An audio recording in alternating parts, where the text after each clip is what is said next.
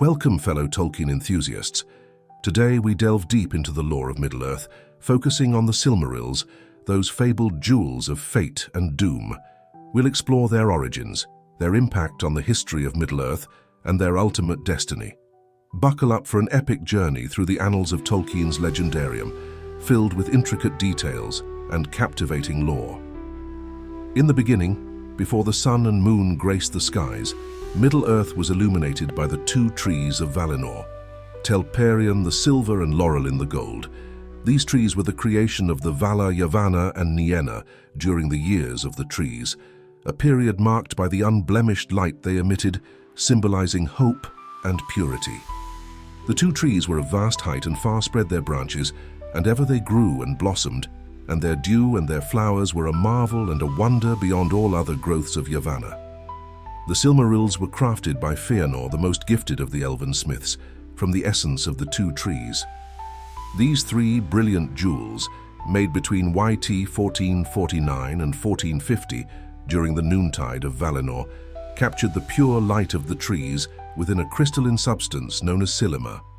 The process of creating these gems was a closely guarded secret known only to Fëanor himself. A radiant crystal appeared, shaped by the Smith of Elves, and within it, the blended light of Laurelin and Telperion shone eternally. Recognizing their immense beauty and potential, Varda, Queen of the Valar, hallowed the Silmarils. This enchantment ensured that no unclean hands or evil could touch them without being burned. Varda took the crystals and blessed them, so that evil may never touch them without pain. Tragedy struck when Melkor, the mightiest of the Valar, turned dark, allied with Ungoliant, a primordial spider, to destroy the two trees. With the trees' light extinguished, only the Silmarils contained the pure light of Valinor. Melkor and Ungoliant wrought havoc upon the sacred groves, and the trees were no more. The last pure light lived only in Fëanor's jewels. In a heinous act, Melkor, now named Morgoth by Fëanor, killed Finwë, Fëanor's father, and stole the Silmarils. He fled to his fortress Angband in Middle-earth, setting the Silmarils in his iron crown. Morgoth's crown gleamed with the light of the stolen jewels, and darkness spread across the land. Enraged by the loss of his creations and the death of his father, Fëanor and his 7 sons swore a terrible oath to retrieve the Silmarils at any cost, even if it meant waging war against anyone who held them. Death we will deal him ere day's ending, woe unto world's end. Our word hear thou, Eru All-Father. Fëanor led the Noldor back to Middle-earth in pursuit of Morgoth. This marked the beginning of the First Age, a period fraught with battles known as the War of the Jewels. 5 major battles were fought in Beleriand, yet the Noldor could not reclaim the Silmarils. From that day forth, the Noldor were driven by the burning desire to reclaim the stolen light of Valinor. The Noldor's return to Middle-earth was not just a physical journey, but a harrowing tale of ambition, betrayal, and relentless pursuit. The kinslaying at Aqualonde marked their departure, where Fëanor and his followers slaughtered their kin, the Teleri, to seize their ships. This dark act set a grim tone for their quest. Upon arriving in Middle-earth, the Noldor established strongholds and alliances. Fëanor's sons took key roles in various regions, establishing realms and preparing for war. Their pursuit of Morgoth led to several key battles, each marked by heroism and tragedy. The first major conflict, known as the Battle Under Stars or Dagor Nu in Gileath, saw Fëanor driving back Morgoth's forces. However, Fëanor's impetuous nature led him too far ahead of his army. He was mortally wounded by Balrogs, creatures of fire and shadow. Fëanor, in his wrath and pride, charged ahead, and the Balrogs surrounded him. His spirit burned bright even as his body fell. Fëanor's death had a profound impact on his sons and their followers. His final words urged them to continue the quest to reclaim the Silmarils. The grief and fury of the Noldor were palpable, driving them to fight even more fiercely. Following Fëanor's death, his sons established a siege around Morgoth's fortress, Angband. This long and grueling siege, known as the Siege of Angband, lasted nearly 4 centuries. Despite their efforts, Morgoth's defenses were formidable. The siege saw moments of relative peace, where the Noldor strengthened their realms and formed alliances with men and dwarves. However, Morgoth's cunning knew no bounds. He orchestrated attacks and sowed discord among his enemies, weakening their resolve over time. The Dagor Bragollach, or the Battle of Sudden Flame, shattered the siege. Morgoth unleashed rivers of fire, driving the Noldor back and claiming vast territories. The sheer scale of the devastation was immense, marking a turning point in the War of the Jewels. The Noldor, determined to turn the tide, gathered their allies for one last great assault on Angband. This battle, known as the Nirnith Arnoediad, or the Battle of Unnumbered Tears, was a cataclysmic event. Despite initial successes, betrayal and overwhelming forces led to a devastating defeat. The ground was stained with the blood of elves, men, and dwarves. The cries of the fallen echoed through the ages, a testament to the price of their oath. The aftermath saw many of the Noldor's greatest heroes slain or captured.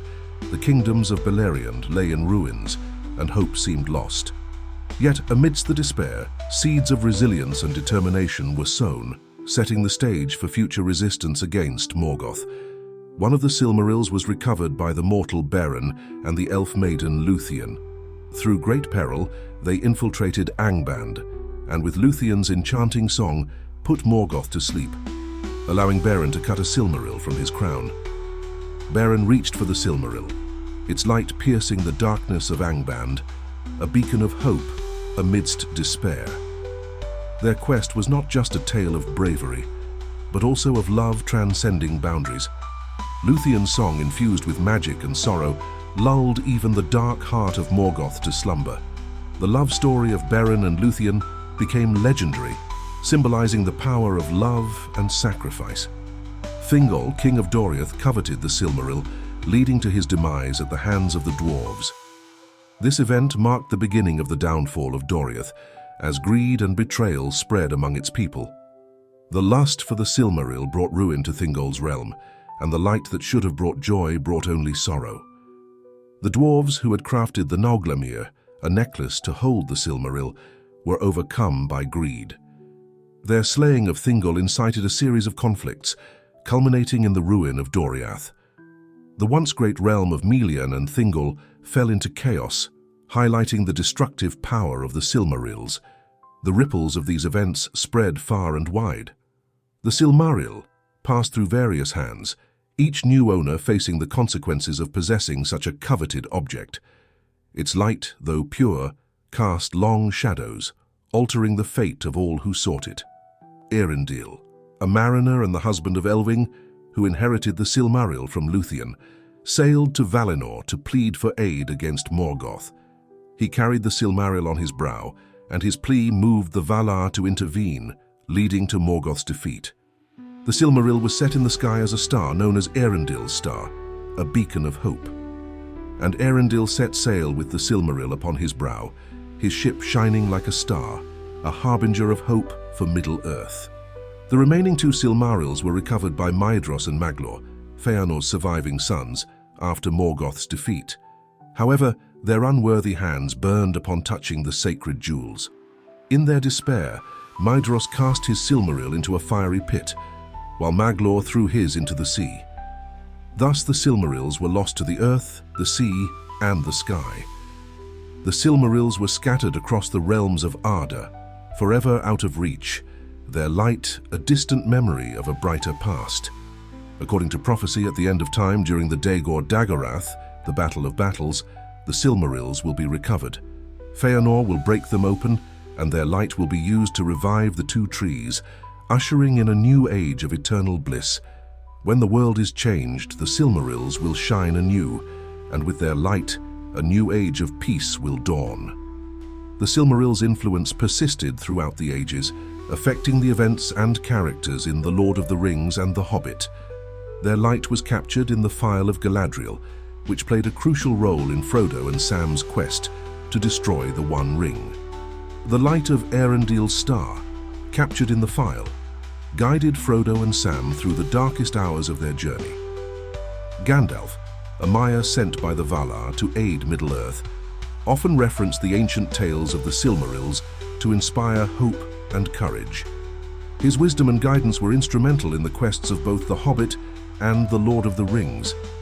Hope is kindled even in the darkest of times, as it was when the Silmarils shone in the heavens. The Silmarils symbolize both the potential for great beauty and the peril of unchecked ambition. Their story is a poignant reminder of the cost of pride and greed, yet also a testament to the enduring light of hope and redemption. The Silmarils, a beacon of light, remind us of the eternal struggle between darkness and light, and the hope that endures through it all. The Silmarils, jewels of fate and doom, are central to the rich tapestry of Tolkien's legendarium. Their creation, theft, and eventual fate weave through the history of Middle-earth, influencing its characters and shaping its destiny. As we reflect on their story, we are reminded of the enduring themes of hope, redemption, and the eternal struggle between light and darkness. Thank you for joining us on this journey through the history and lore of the Silmarils. If you enjoyed this deep dive into Tolkien's lore, don't forget to like, subscribe, and hit the bell icon for more explorations of Middle-earth. Special thanks to the works of J.R.R. Tolkien, including The Silmarillion, The Lord of the Rings, and The Letters of J.R.R. Tolkien, for the timeless tales and rich lore. Additional thanks to our sources and contributors for their insights and research, and of course to you, our viewers, for embarking on this adventure with us. Until next time, may the light of Eärendil guide you on your path.